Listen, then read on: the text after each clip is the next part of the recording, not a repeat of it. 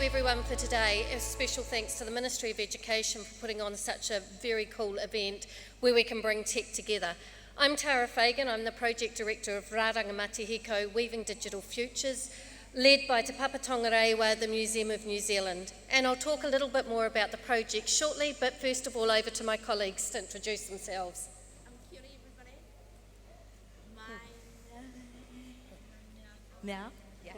Kia ora everyone, my name is Jessie Roberson. I am currently working at Te Papa Tongarewa in Wellington as a Learning Innovation Specialist. I love all things tech, everything about tech. I love playing computer games, I love playing PlayStation, tutoing around with everything. It's a great place to work. Talofa lava tēnā tātou katoa, ko Kerry Leaf tōku ingoa. I'm a facilitator for the Rāranga Mate Hiko program. I'm based at Auckland Art Gallery. I have been working with the program and in digital education for about 3 years. This is going on 4 years now. And really excited to be talking to you guys today about some of the ways that we help students inspire those around them with digital technologies. Kia ora. So Rāranga Mate Hiko is a program that's been running for 4 years now. We work in our cultural and heritage spaces where we work with teachers, students and their whānau and design 2-day programs where students in the class come into the museum and we design programs around what you're learning about in your classroom in your school.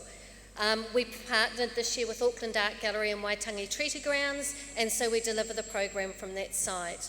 We always have 2 facilitators and we have software that is freely available online. So if you've been to our stand in the Imagination Zone, you might have had a go with SculptGL or Tinkercad 3D design, or even seen the virtual reality happening. So we connect and design using those free open source tools.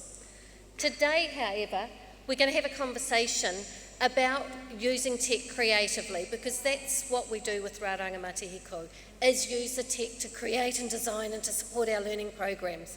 We're all teachers, 2 of us are gamers, and I'm sure that will come through their korero as they talk. But the first question we've got, Jessie and Kerry, as teachers and facilitators, how do you use technology creatively to support learning?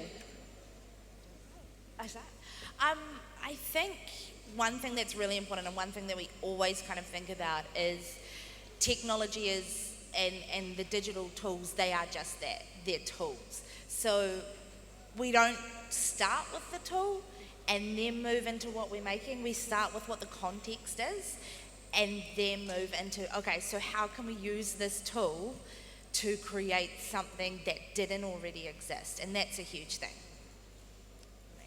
Yeah, no, I totally agree. I think to think of technology in a creative way, it's always good, like Jessie said, to start off with what is your problem and how do you find that solution, and using technology to work through that is always important, because technology helps us to do things faster and more efficiently than what we're already doing them.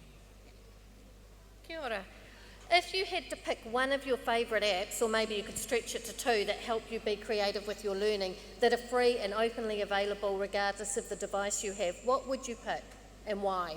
Oh no, just one? Just one. Oh, I'm going to have to say Tinkercad. Has anybody heard of Tinkercad? At the Imagine Zone, we have a couple of computers running Tinkercad at the moment. It's a free website. It's hosted through a browser. You can use it through any browser on basically any device, and it's a digital aided design tool. So engineers have used it to create things like this amazing building that we're in, and it's just a way of stacking blocks together and manipulating objects to create what you want. I think if anything at all, I'd use Tinkercad. What would you use? I would be the same. I really like Tinkercad, but I think I also really like stop motion animation and other types of ways that you can tell stories, because I feel like that's one thing that's really important to a lot of what we're doing, is to tell stories and to recreate stories. And so the cool thing about stop motion animation is if you don't have those animation skills when it comes to designing and coding like that. You can still get your story across really quickly. You can use plasticine, you can use whiteboards, whatever you have around, and you can make it look animated and move and stuff without having to have that knowledge of coding. So you can get to telling the story fast, and that's what I really like. Kia ora. And if you're wanting to see examples, which we don't have with us today, just pop on our website, rarangamatehiko.com. We've got lots of good guides and useful resources both for teachers and students. Plus, you're looking at 2 of the stars of Rāranga Matehiko TV, where we did a 16-episode television series during the lockdown last year. So it's online, and both Kerry and Jessie put those episodes together and designed them, and they take you through things like using Tinkercad to design Wakaharoa, for example. So that's there online. Another question for the 2 of you. Why do you think it's important to learn to use technology and learn to use it well?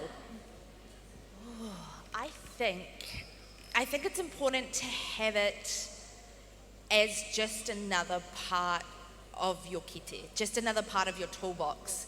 So once you have a grasp on how you can use it, it's something that you can pull out and use when you need to.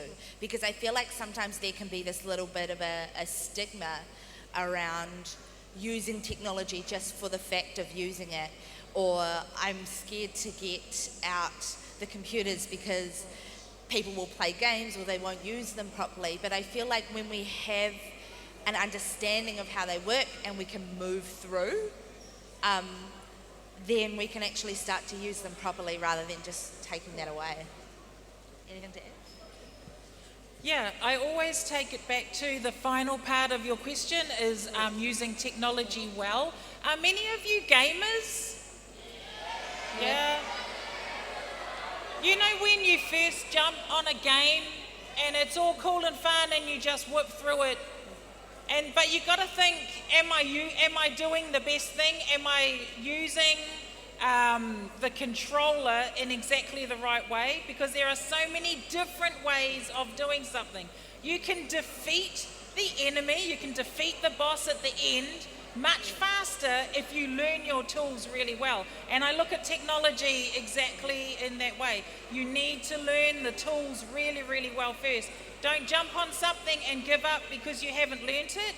Learn to use the tool the most efficient way and learn it really well. Do the tutorial. Every time, do the tutorial. There you go, every time do the tutorial.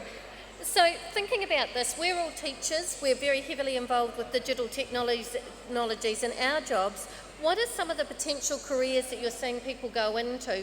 And how do you feel about being a teacher and using that technology in your programs? I think tech is everywhere. And I think we so often get stuck in this, I need to be good at coding, I need to be good at engineering, I need to be good at maths. No, not at all.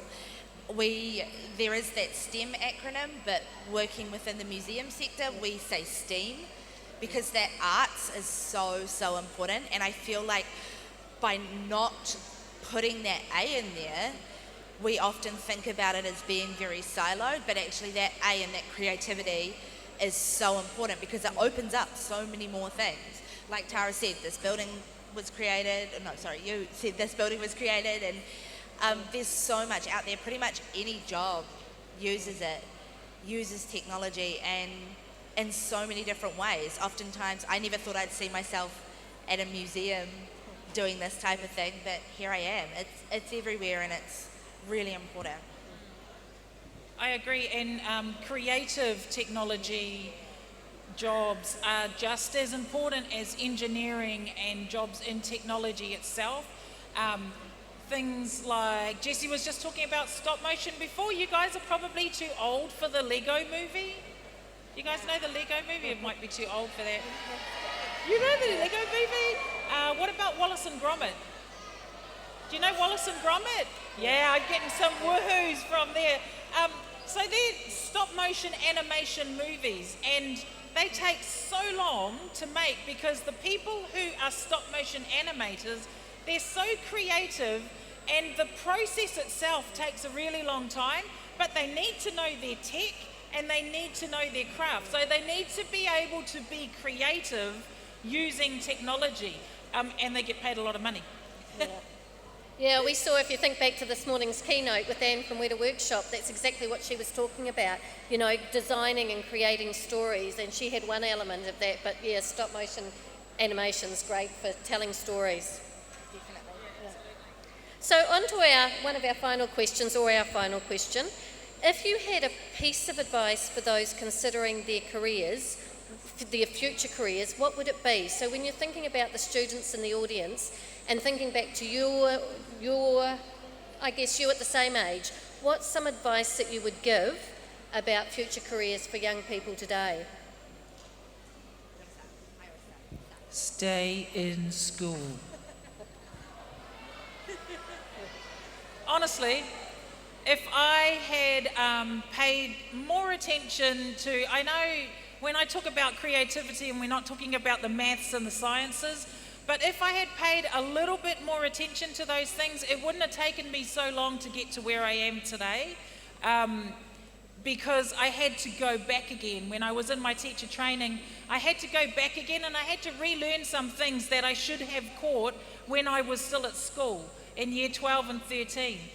So the best advice I can give you right now is to stay in school and concentrate on your studies, and everything else after that will come. I've been led into this job through my passion for technology, but it's also through my career as a teacher. I'm lucky that I've been able to mash the two together, but it's only because of my education that I was able to train as a teacher, and then I merged together technology because I was a gamer. I loved technology. I merged that together with my teaching career. Opportunities happen, but you have to put the effort in at the very grassroots level of things. Put the effort in now because you're in the best place for it. Don't leave it until you get a job and then you think, oh no, I need to learn more about that. So you have to pay more money, you have to spend more time to go back and learn it again. I know, it's a cliche, but dude, stay in school.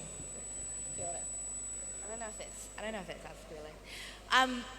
Mine would be stop looking for excuses. I think a huge thing we can do is sit here and go, yeah, but I could never do that because of this. I could never do that because of this. I could never do it. If you want it, you can do it. End of story. I never thought I would end up where I am because I was the first to make up excuses. But you're only making up those excuses for yourself. That's the only person. Because everyone else who say, oh, I can't do that because of this, they'll go, oh, sweet as. The only person that misses out is you.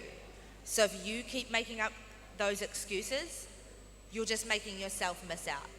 You can do whatever you want to do, just sometimes it might mean a little bit of hard mahi, but it's worth it.